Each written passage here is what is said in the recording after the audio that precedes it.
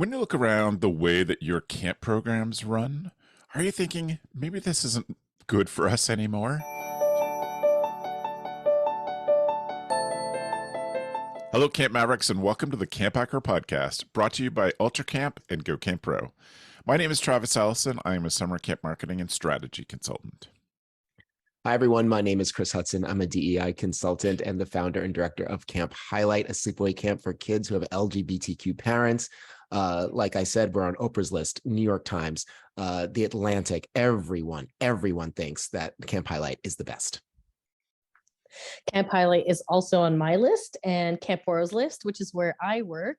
And we focus on creating a positive environment for gender minorities. And my name is Joe Richards. I'm the executive director at Pierce Williams, which is essentially just Camp Highlight North. So you can join us. We're located halfway between Detroit and Toronto. This is the new industry standard. How do you position yourself against Camp Highlight? Yeah. Oh my gosh. Everyone claims spots 2, 3, 4, and beyond because we're at the top. So there you go. There you go. Well, before we get started on the topic, I want to remind you and ask you that the reviews that you do for the show are incredibly important. It helps us just sort of prove to others that this is a valuable show for them. So if you take a second, we'd love it if you would go to ratethispodcast.com/camp.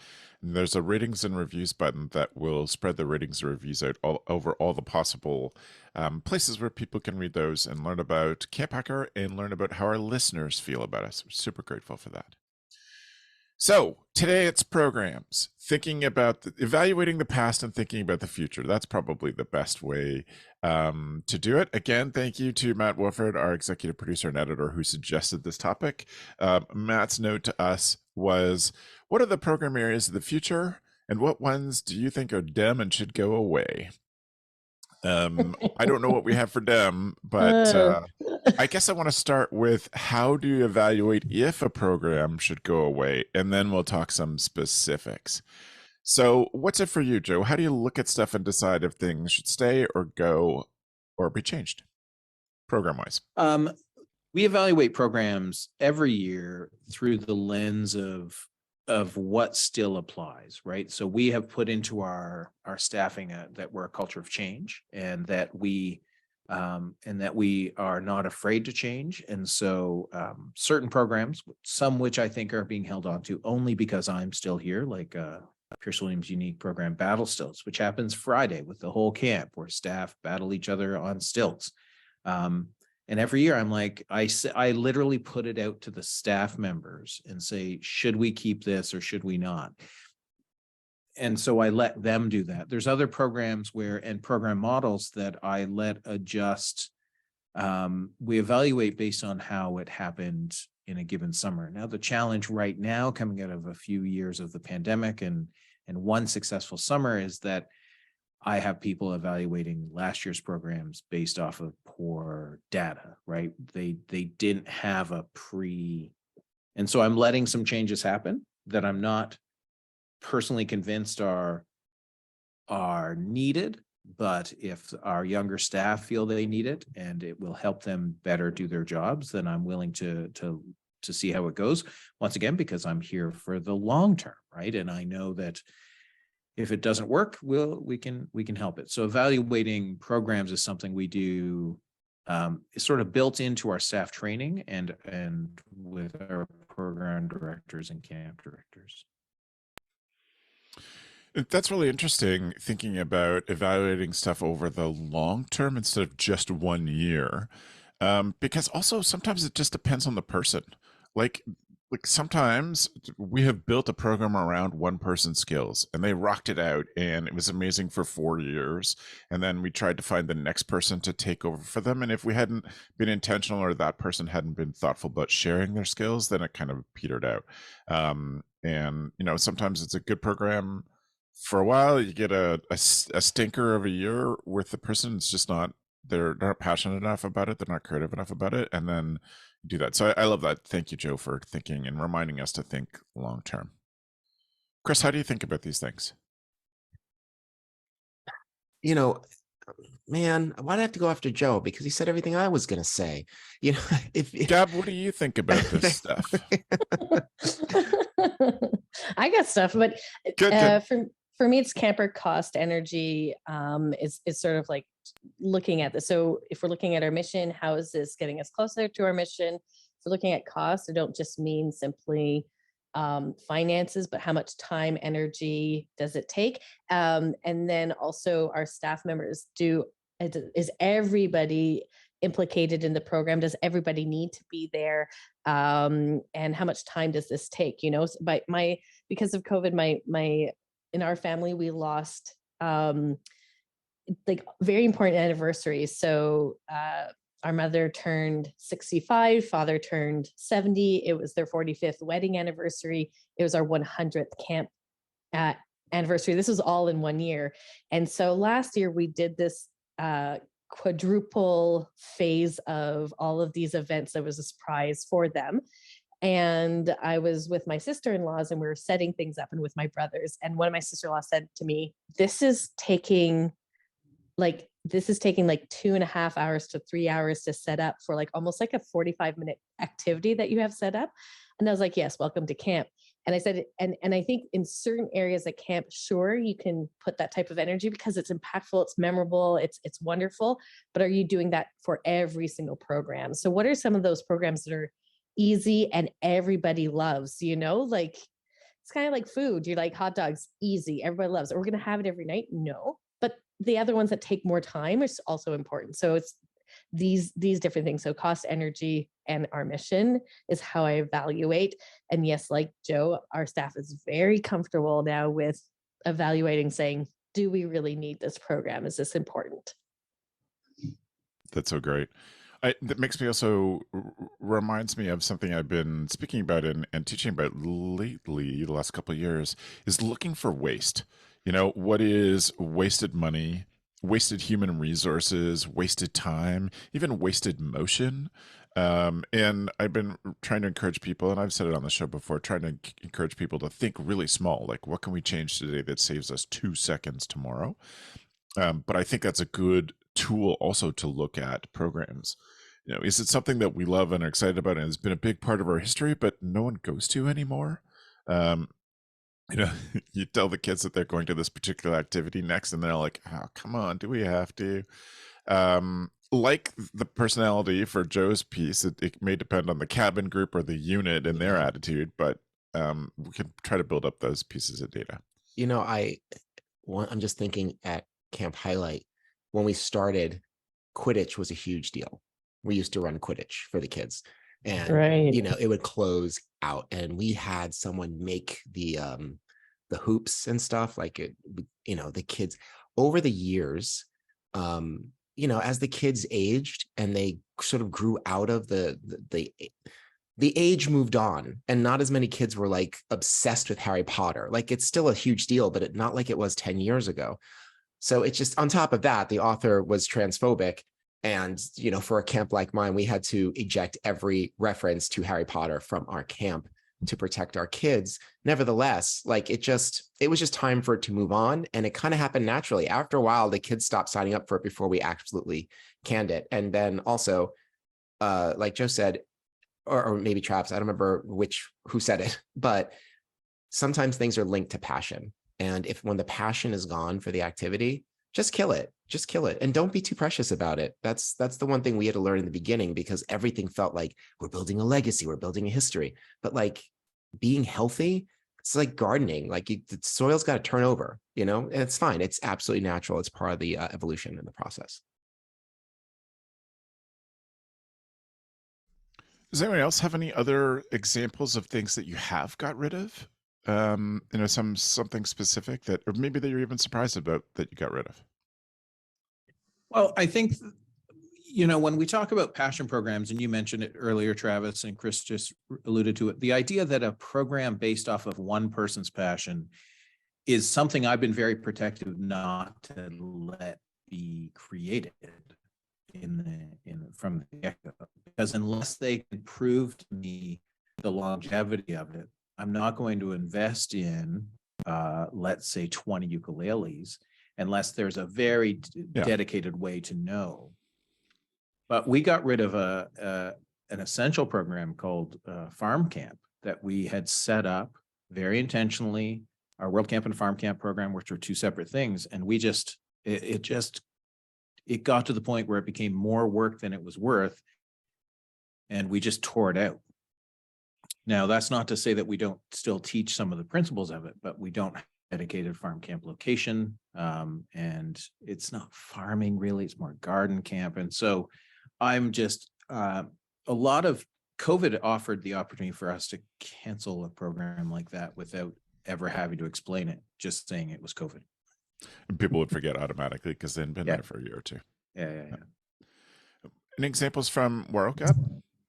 Our opening and closing ceremonies, I think they were like 100 kajillion hours long back in the day. And as a kid, I really liked them. But I think I liked them more as an adult, remembering that I was a kid that liked them. I don't know how I felt at the time. There's a lot of poetry, a lot of really high singing. And it was also very stressful. Yes, Chris, it's very cult-like. So it was very stressful because everything had to be exactly, you need to pass this over here at this time and sing to the blah, blah. It's very overwhelming. So we've shifted it and have year by year have been paring it down. And last year it was like, a 40-minute, like, here we go. Here's the poem. Here's this, cheer for this person. And it was fun. It was nice. It was light. And again, there's like intentionality that goes behind it. So those type of things. Also our overnights, which I think are really, really, really valuable for our campers to have that experience and to build connection with each other. But we were increasingly, our staff members were getting more and more stressed out about going on overnights. And it's just allowed us to evaluate, is this really a program that's worth it in the end? We took it out last year. There's certainly some campers that were sad that we didn't have it. So we're looking at maybe having more campfires or people that do want to go on overnights, then we have those set up. We just still do have a tripping program, but it's like, what's the tax on our staff as well is something that we're trying to keep in mind, especially when we're trying to provide them with rest and lower their stress levels. Like, how can we make a program that everybody's happy? I think is kind of like the average goal, happy and safe. I'm excited to talk about some of the ones we want to get rid of because I have a couple of examples that I've heard of that just came to mind. Well, that's where I'm going to go next, Gab. Like ones that I've heard that people are like, oh, thank goodness we got rid of. Out tripping and overnights is pretty common. Like it's an expensive program to run, canoe trips and hiking trips and travel and gas and all of that. Horseback riding all the time. 80% of the people I talk to that have horseback riding are like, if we get rid of it, we would. It's just so much work. It is so expensive. What are some of the ones you've heard, Gab? For me, because I train CIT coordinators to be accredited for their camps, I have the privilege of hearing a lot of programs that those CIT coordinators think they shouldn't happen anymore at their camps. So basically, this is just my 2 cents. If you are sending people to the hospital or the clinic regularly because of this one program or activity, you got to get rid of it. And the feedback that I get from these CIT coordinators is that it's pushback in 2 ways. It's either pushback from the staff that are controlling the director's board team or whatever that do not want to get rid of like these old school programs that should have gotten rid of in the 1980s. And they're afraid to upset the staff members because it's part of their legacy and history. Or it's the directors that are like, this is a cool program, we're not getting rid of it. And that there's that middle management that doesn't know how to talk about it. But the amount of times, it's not like 1 or 2 CIT coordinator that's saying, oh, there's this program that we're doing. And I'm like, yikes, it's almost every single coordinator from camps. And they're dangerous physically. I'll just say just physically dangerous. And yes, I would evaluate your camp for that. Is there one that every year or every other year somebody goes to the clinic because of it? You need to get rid of it. I have heard of camps who did that same sort of evaluation and gave up on some camp classics like Capture the Flag. Like every time we play Capture the Flag, we send somebody to the hospital. And And you're like, it is, people love it. It's certainly a huge history at camp, but it is not worth certainly the pain to the 1 to 3 people who get injured so badly we have to need outside care, and all of that to do it. They're just thinking, how can we be creative about running the same sort of thing, getting the same kind of energy into something that is a little safer.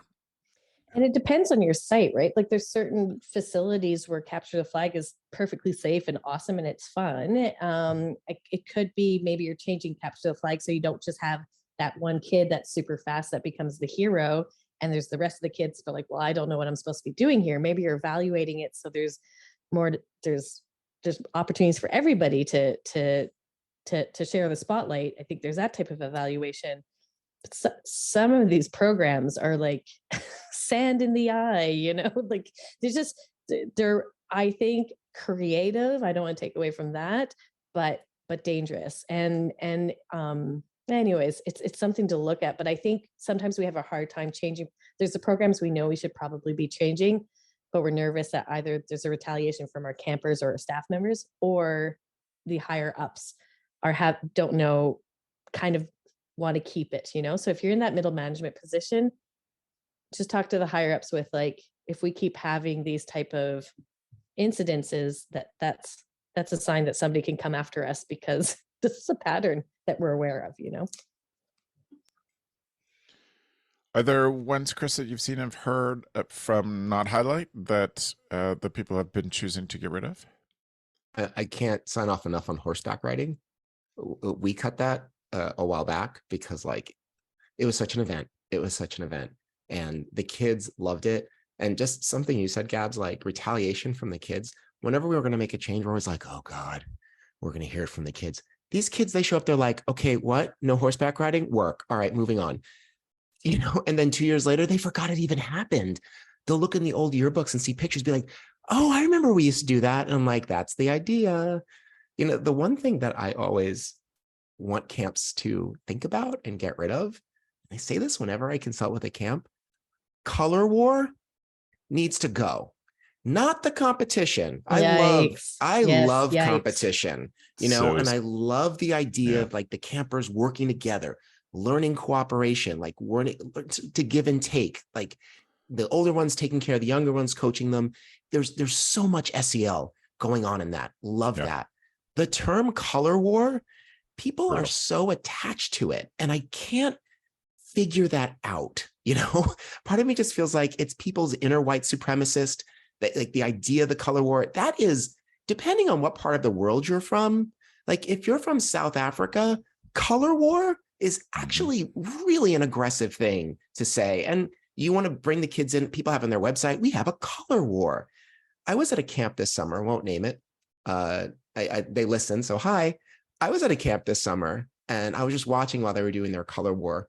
And let's say their colors were gray and white. And I observed, like, you know, this black kid in a t-shirt that says white across the front of it. And they're all shouting, white team, go white, go white. And I'm just looking at this and I'm like, I'm laughing awkwardly. yeah. And I'm just looking at this and I was like, if I videoed 6 seconds of this and posted on the internet, like this camp would be in trouble, like out of context. And I mean, to be fair, if you take 6 seconds, anything of camp out of context, sure. But this particularly is just so charged. And I tell every camp, I'm like, can you change the name color war? People are really attached to it, but hear me now, get rid of it. Call it something else, you know? And not just the name, Chris, but the colors. Yeah. The colors. You don't need white, like just choose no. random other colors. I often think about this when I play Crokinole, which is a Canadian game, and I go to Crokinole Club in London. And oftentimes the little Crokinole pieces are black and white, right? And I'm like, sometimes it's really awkward when you're saying it and you're like, yeah, but they're just game pieces. It's like checkers, and I get what you're saying. You know, yeah, I mean, it's one thing on a board game where it's like clear what we're up to. It's so clear. We say, oh, it's Black's turn. It's so clear what we mean. But, you know, when you get a bunch of kids, you know, hugging, jumping him down, screaming, white is the best, it's hard Yeah. It's just hard to countenance. And what's more, it's so unnecessary. It's shocking. Mhm. At Camp Highlight, we have a year-wide, campus-wide competition. They're split into 4 teams that have names associated with it, elements, histories that are associated with it that aren't necessarily attached to a color, especially not colors that are so incendiary, such as white, black, brown. It's just too much. So I have been campaigning actively to get rid of the name color war. That should go away. And if you don't know what to call it, and you're like, we need to change this now, but we don't know what, just call it your camp's name, games. So like Waro Games, done. And then you can come up with something cool. But the idea is to get rid of this now. And as Chris is saying, not you don't have to change the program itself, but let's change the t-shirts. Let's change some of the language. And if you don't know where to go, just camp happy fun games, whatever your camp's name is, and then move forward. And I think the mistake people make with these type of things is you're trying to convince your board, or you're trying to convince your staff, or you're trying to convince your campers. You don't need to convince anybody that you're changing it. You're saying, team, it's awkward, it's not cool, we're not using the language anymore, this is what it's called, let's move forward. And then that's that. Yeah, so I just asked AI what 5 different names for color wars that do not involve color or war. So Team Spirit Showdown, School Spirit Showdown, Summer Games, Camp Olympics, Camp Challenges. All of those are great and work. It's not the best ideas, but it's better than let color the wars. internet solve all of our problems. Let's go. I literally keep that window open all day. I think to talk about programs that we need to get rid of, I think that anything with the title that is problematic, right? So if it's indigenously titled, but it's not an indigenous program. So if you have a sweat lodge program that's run by one of your local indigenous neighbors, then that's on them to tell you what name you're allowed to call it. But I also think that any program that involves waste, right? So food waste or environmental waste. Or yes. I think we're getting into, even though in Canada, we are the land of lakes, true. but I think water waste is something that we really need to start looking at differently, especially like if you're an Australian camp, or if you're a Californian or Southwestern United States camp, anything of that nature are programs that just need to, sort of disappear. Anything that's bad that can be very detrimental to the environment. Now, one of my beliefs is that you should not limit where people can go into your woods, because we also need to have programs where kids can touch and feel and discover, right? And so what I'm saying is that if you're at a conservation authority and you see big signs that say never step off trail, at summer camp, I wrote an article like a decade ago about the fact that we need our kids to go off trail. We need our kids to catch poison ivy. We need our kids to touch plants and find out, because that only by touching and experiencing can they learn what they can love, right? And then they can help protect it in their future, right? So if they don't learn to love trees, you need to touch and hug and feel and fall from a tree to figure out how it fits into your life. But I think a lot of those programs, I also think that programs that are centered too much on equipment need to start being brought into question, because at camps especially, so set aside horseback riding. Horseback riding is the most expensive camp program, bar none, especially if you own the horses and you keep them. It is just a waste of good energy and time. But like camp programs where the equipment is so specialized. So we've gotten away, we've never had high ropes here at Pierce Williams, but we've gotten away from even having what would be a low ropes or a challenge course, because the expense of keeping it up, the expense of inspections and training and whatnot have just become too arduous when there's so much other regulation we need to meet. And we've turned to a variety of portable initiatives and teamwork and team play elements that that we can easily train staff on that aren't as and would not have someone going to seek healthcare somewhere. I will add one more thing that I think all camps should get rid of, and I'm often surprised that it hasn't happened already. That is any program, tradition, skits, or whatever that centers out and makes fun of somebody. And I see it more often than I expect. And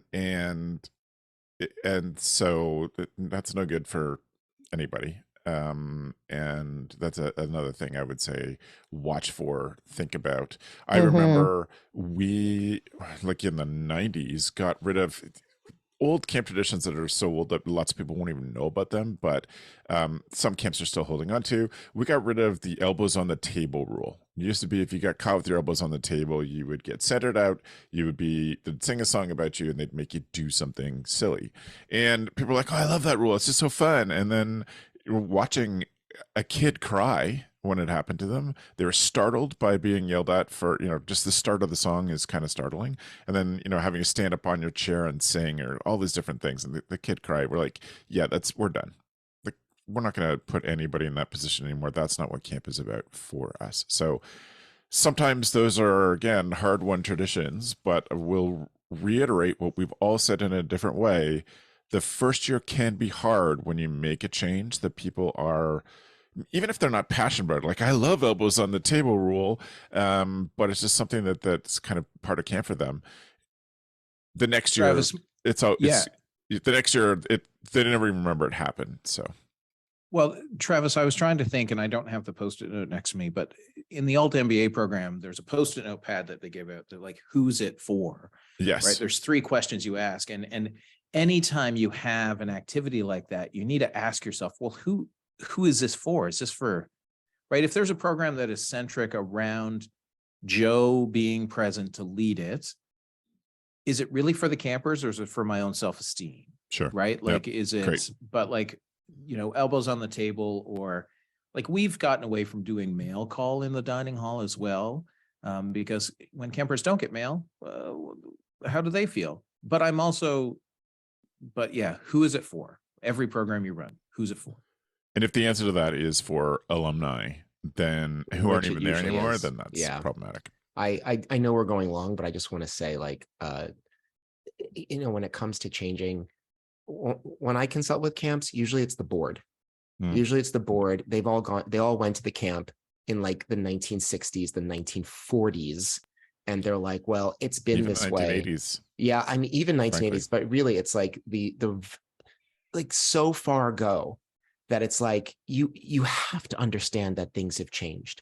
Do you know what I mean? Like, it's like, and they'll hold on to these traditions, color war, naming things for Native American tribes or practices. And they're like, oh, but that's what our camp is about. And I'm like, if that's what your camp is about, you're about to have a business problem, not a culture one. So if you're serious about keeping this open, you have to think about how things have changed in the past 40 to 60 years, right? And why should this one thing not change along with all those other things? It's a shockingly difficult conversation to have.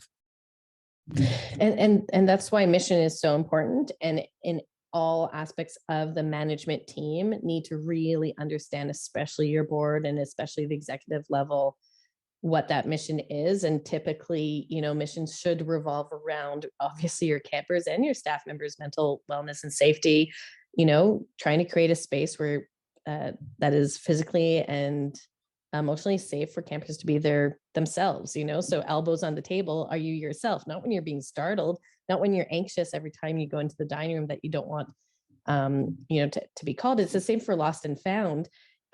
We stopped holding stuff up for lost and found. We lay it out and we almost pair like shorts with a t-shirt and a water bottle beside it on the ground where everybody walks by. And obviously it's dry, but it's just a nicer way for people to pick up their things. But if you're always linking back to the mission, then everything is up for discussion. Everything is up for evaluation. And we're centering the care of our kids, at the end of the day. I also just want to say, as somebody that grew up at a horseback riding camp, I love you guys out there that are doing the horse programs. Thank you for doing it.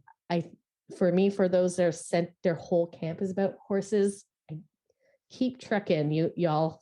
I appreciate you. But if you have those 3 horses on camp and it's, only 12% of your population is using those horses, then maybe rethink it. But I know that the horse people are having a hard time these days. Yeah, Gab, based on that, it's also this idea with programs, don't add it if you're just adding it to be in competition with somebody else, right?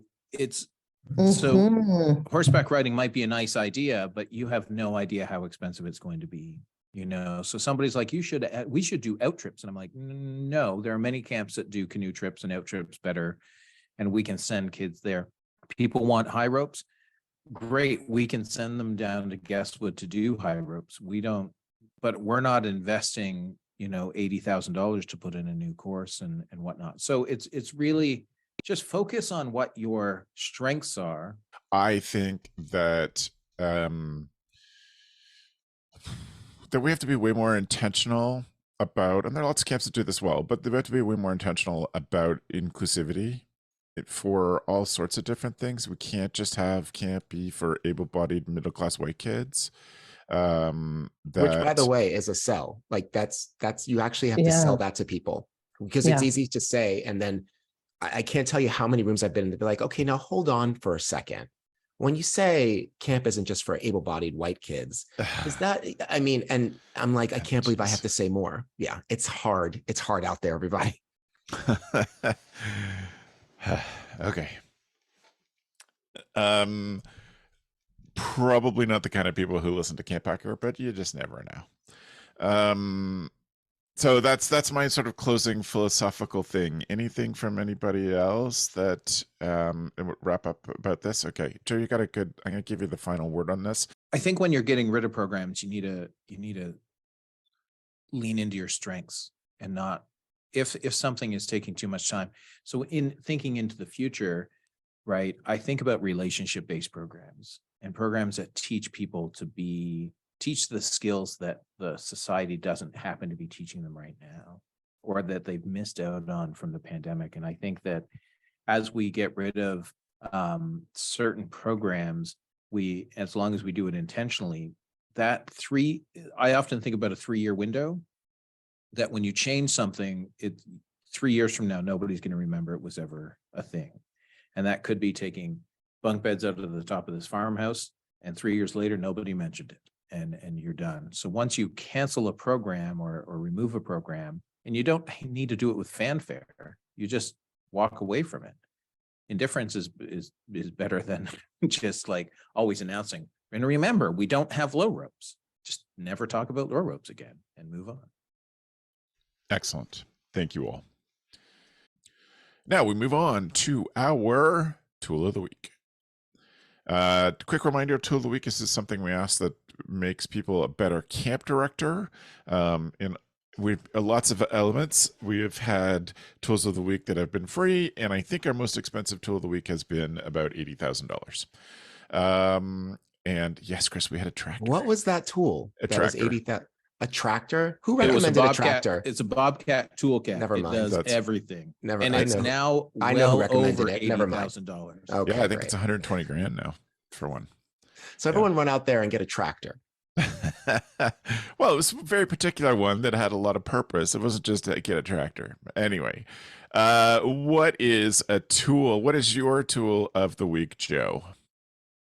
My tool this week is a gridded cutting mat, a giant gridded cutting mat that you often see used for fabric cutting.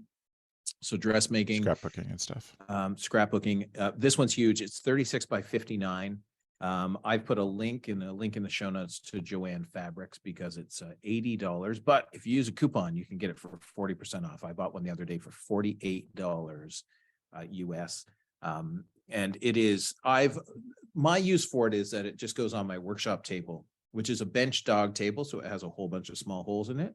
And this cutting mat, I can do anything on. I can glue, I can cut, and glue will just peel off because it's a plastic.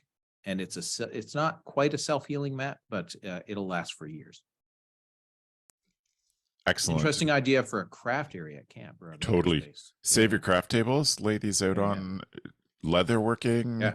Yeah. pottery. Like there'd be so many workshop and yeah, great one, Joe. Thank you. I'm really excited. Don't forget, use the coupons when you're at Joanne Fabrics. And the coupons are available apparently through the Joanne Fabrics app. For sure they are. There you go. Lessons learned from Is Joe. Joanne Fabrics a sponsor now? What was that enthusiasm, Joe?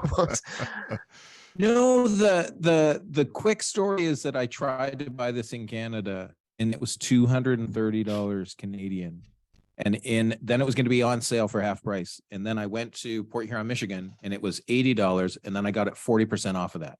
So like use the coupons. That's just a general tool. Use coupons. Always look for the coupon. Work. That's awesome. Yeah. Chris, what's your tool? So when the pandemic started, I remember Tom Ford had posted about, how to have a Zoom meeting. And the one thing my takeaway from that was that the camera should be at eye level. And I was like, it just makes for a more natural sort of thing. And so I invested in a laptop stand and it has changed my life. Now, a lot of people probably have this now. So maybe everyone out there is like, oh, Chris, thanks for your tool of the week circa 2020. But you know what the thing is, if you don't have a laptop stand, you're the only one and everyone will make fun of you. So I'm not recommending any particular one, but like, literally, it's 2023. You should not be having Zoom meetings where people are looking up your nose or at your chin or the angling the back. Like we are professionals and we should present ourselves as that. So go to Amazon, search for a laptop stand, buy any of them, and you know what? Buy a laptop stand. Don't put on a whole bunch of books. So like I said, you're doing well. You can afford a $40 laptop stand. Also, bonus tool of the week. I got this cell phone stand. Yeah. Such a simple idea. I didn't think I needed it. Now I can't live without it. Okay. So my recommendation then is to stands for your various devices. Well, and I want to say, Chris, you're sort of making light of it. Like this is better for your Zoom, which I agree. The camera should be at your eye level or just slightly above it. But ergonomically, it's important. Like if you have ever gone to Exactly. chiropractic or massage, and they're like, "Well, you got a pretty bad case of computer neck," and you're like, "Oh yeah, you're right," because I am hunched over all the time. But if your screen is up, then you can. Yes, it's better. I have chronic neck problems, so that's my thinking as well. I'll add on to that. So thank you. I am going to go next. We'll have Gab go last. The tool of the week for me is shade. We need to, going forward, be incredibly thoughtful about shade. If you own your own facilities, plant more trees. Build picnic shelters. Build anything that'll catch a breeze that the kids can get out of the sun. I was talking to a group this week thinking about the future of camp, and that was just one of the things. We need to build buildings with really deep porches. So that kids can be in the shade, but still, right by their bunk, right by their stuff. If they're, a day camp, every cabin, every unit in a day camp, like they should have their own little covered space where they can sit down, they can relax, they can get out of the shade, they can get water, they can do whatever. It is incredibly important. We need to be thinking about it going forward. And I encourage you to shade everywhere. Over every entrance, there should be a 20-foot shade thing. And the nice thing about shade is it provides nice little places for people to gather. Like I'm talking about doing it for their health, but it just is a good community thing too. You'll find that people are gathered around there in the shade just naturally, around the base of a great big leafy tree or even under just one of those portable garage shelters that are set up at some program areas that are in the middle of a wide open field. Use shade. Gab, what's your tool? I love that. My tool is a tool that's free that can edit any of your archive pictures that you might have. So if there's scratches or if just for fun, you're like, oh, I wonder what this would look like in no longer like black and white in color. I think it's really fun for posting on Instagram if you have any of those old pics and you sort of want to show the digitized, but it's also great for your archive. So it's called Image Colorizer. You can, of course, pay for it, but it's basically you can get like a pic done a day. I think it's something that if you do have older pictures, then you can sort of update them and make them look cute. There's so many programs out there. This one's just one that you can use from your desktop, any desktop that you have. Excellent. Thank you. I'll remind you all, go to camphacker.tv/podcast and you will find the show notes there. You'll find the links to our other shows, etc. But Tool of the Week are all throughout camphacker.tv/podcast. Thank you all for your tools. I'm going to take a second now and thank UltraCamp as well. UltraCamp, we're grateful for your sponsoring the show. When you're a CampHacker listener, you can increase your staff retention using a brand new tool from UltraCamp. You can download UltraCamp's staff communication calendar. It includes pre-written prompts for free, and you can find it at ultracampmanagement.com. When you think about why you chose this job, it wasn't because of the paperwork. I was talking with the group this week about longevity in this career, and one of the biggest pieces of advice was you have to figure out the ways to get through the paperwork to get to the fun stuff.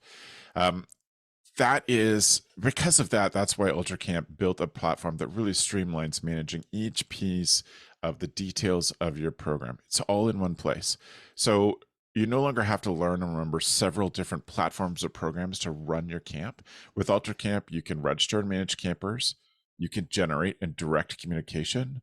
You can organize some schedules and activities. You can process payments and donations. UltraCamp's goal is to help people like you spend less time in the office and get out more and do the thing you love. If you want to know if UltraCamp is right for you, they offer the free customized demo sessions at that same link. You can see their software in action and get the free download if you go to ultracampmanagement.com/camphacker. Before we go, and before I say goodbye, I want to just take a second and highlight another Go Camp Pro podcast. If you're not listening to the Camp Owners podcast, you really should be. Even if you are not a camp owner or have no intention of being, they have Howie and Kelly have such good guests, such thoughtful topics, and they're putting out less shows this year, and I've found that means that their insights are more intense, their thoughtfulness is more intense, and it is definitely worth a listen, and getting the Camp Owners pod in your podcast app automatically, or subscribe to Go Camp Pro on YouTube and get it and CampHacker and all of our other shows delivered to you there as well. Thank you to the three of you. If you want to reach Joe, Gabz, and Chris, go to camphacker.tv/podcast to find their contact information. Chris, thanks for being on the show this week. Yay, thanks for having me. Thanks, Joe. I'm so grateful. To you as well, Travis. Bye, Gabz. Thanks, everybody. Thanks for the evening, friends.